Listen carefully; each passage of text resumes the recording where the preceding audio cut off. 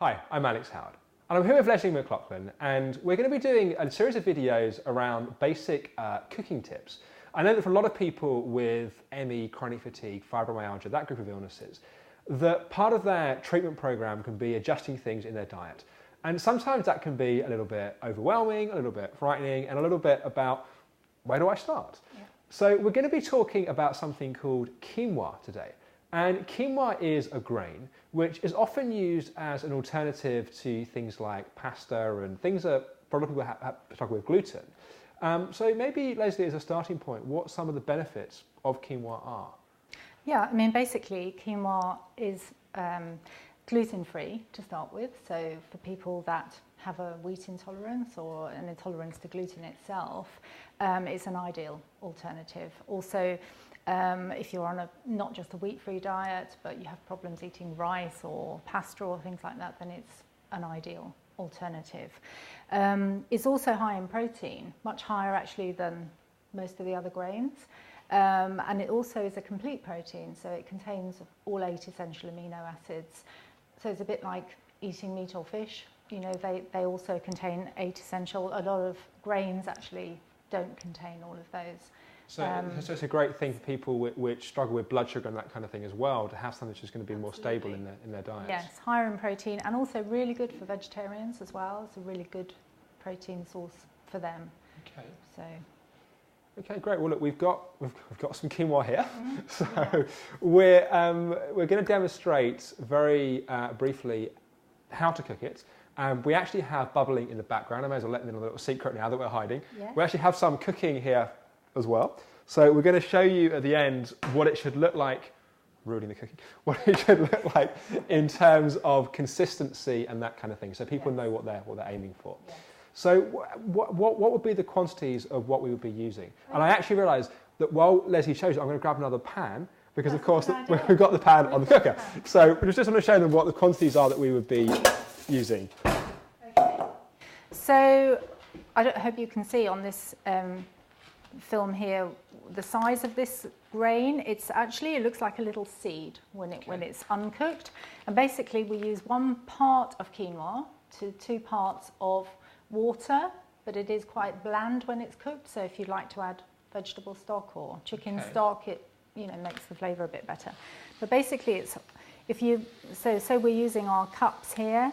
We use half a cup of quinoa,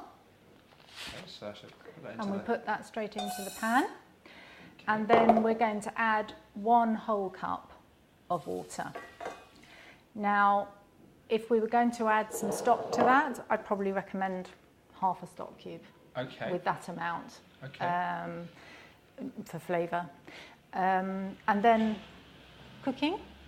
We bring it up to the boil quite slowly. It's quite a delicate grain. Once it's started boiling, then a gentle simmer for 15 minutes. After which time we take it off the heat and we just leave it. Because basically what happens is it looks like the seed germinates. A little curl comes out of it when it's cooked, and that's what we want to see.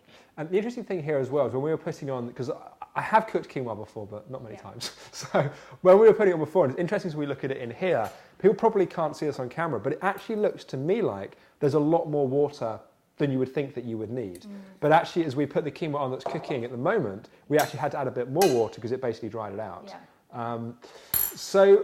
absorbs a lot. I mean, it probably quadruples in size. It really becomes quite a lot bigger. So. Well, and also maybe while this is cooking, we will show you. This is very exciting. So it's almost like Blue Peter, isn't it? We'll show you at the end, children, when we finish with that. Here's one I made earlier. Exactly. Well, we're currently making earlier. So it's also, we've got some quinoa flakes here that are worth talking about. I actually have quinoa flakes for breakfast, so I actually do know how to cook these. But maybe again, it's worth explaining why this would be a good breakfast for people. Well, again, higher protein than most of the other grains, highly nutritious. It actually, how do you make yours when you make yours for breakfast in the morning? I'm very boring. I make it with just water. Just water. But I know you can make it with other things as well. But you could, I mean, for example, most of our patients are on milk-free diets. You could use rice milk or oat milk to add to that. Adding nuts and seeds, berries into it, maybe some natural yogurt on the top. That makes it, highly nutritious. Yeah. I mean, I tend to put an apple with it, and it gives it a bit more flavour. Yeah. In fact, there's a video that Sana and I filmed, this very kitchen, a while ago, talking about people which are on restrictive diets, and we talked about some of the milk alternatives. So that video is on the blog, and it's also on the YouTube site. So there's quite a lot about different milk alternatives that are in there. The great thing about quinoa flakes is they cook in 3, 4, 5 minutes. It's a fairly quick process to cook them. So it's just like making porridge for breakfast, but it's something which it's more nutritious, but also if people have gluten intolerances, it's also a great alternative. Yeah, I think the other thing that's worth mentioning as well is that it's quite easy on the digestive system. So if there are digestive issues, it's one of the better foods to have from that perspective as well. Okay, great. And then just before we show this, which is looking pretty good actually, before we show the cooked version, what kind of things would people have? So with the quinoa as the kind of the both the grain, but to have it as a meal as opposed to having the flakes for breakfast.